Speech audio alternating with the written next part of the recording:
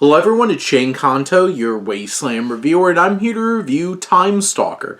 And this new dark fantasy comedy romance is coming your way from writer, director, and star Alice Lowe, who plays Agnes, a woman who keeps dying in terrible ways through history because she keeps making the wrong mistake. She keeps falling in love with the wrong man. And this film very clearly is telling a story focusing on this idea that we as humans fall into the same vicious cycles. And those vicious cycles can keep us in a state of unhappiness or in pain and suffering. And how we try to make sure that we break out of those cycles and are able to find ourselves happiness. And this film has a lot to say about human nature. And I think it's very thoughtful and interesting in how it's able to do that. Now, like I said, you probably read the synopsis and you're like, well, that makes a whole lot of sense. You know, I sure many of you watching this review have been with somebody or maybe kept going back to somebody or kept giving somebody a chance. I've been there. And being able to see that, relate to that, this film is able to do that.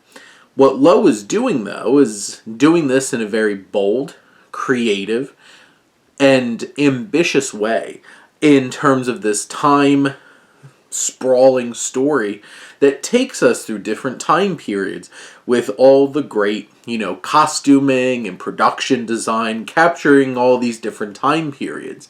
It is bloody, it is violent, it is shocking. And there's a lot of moments like that that are like, oh, kind of putting you in a place where you're just, whoa, this is going to some places. It's a wild ride. And this film's just under 90 minutes, but is able to pack in all of these different crazy antics and shenanigans. It puts you in a place of like dealing with mental health.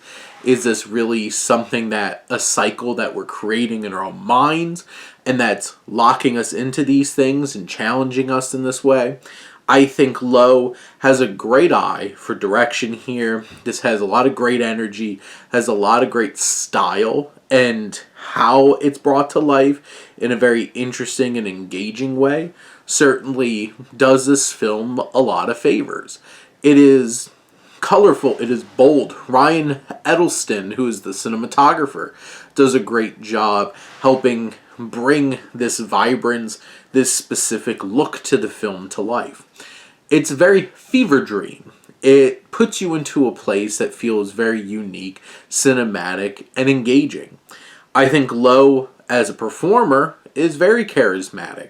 Brings a lot of layers to her character who keeps popping up through these different lives and bringing a lot of empathy. We feel for her. We feel for her every time she keeps falling for the same guy who keeps letting her down. And you have the likes of Jacob Anderson and Nick Frost and Tanya Reynolds of Sex Education, Kate Dickie, who keep popping up in these different stories, adding some flair in terms of personality and different kinds of connections. And Reynolds' character in particular is a presence in Agnes's life that is overlooked because Agnes is stuck in this cycle. And Agnes keeps falling for and winding up in relationships with somebody who's not great either, played by Nick Frost, who's having plenty of fun bringing these wild and crazy characters to life. This is a bold and engaging, thought-provoking film that, maybe the messaging's a little blunt, maybe the narrative is a little too loose and messy at times, but the boldness and the ambition of the storytelling and the visuals and the direction, along with a really talented cast of players here, bring this film to life and deliver something satisfying, fresh, unique, and interesting.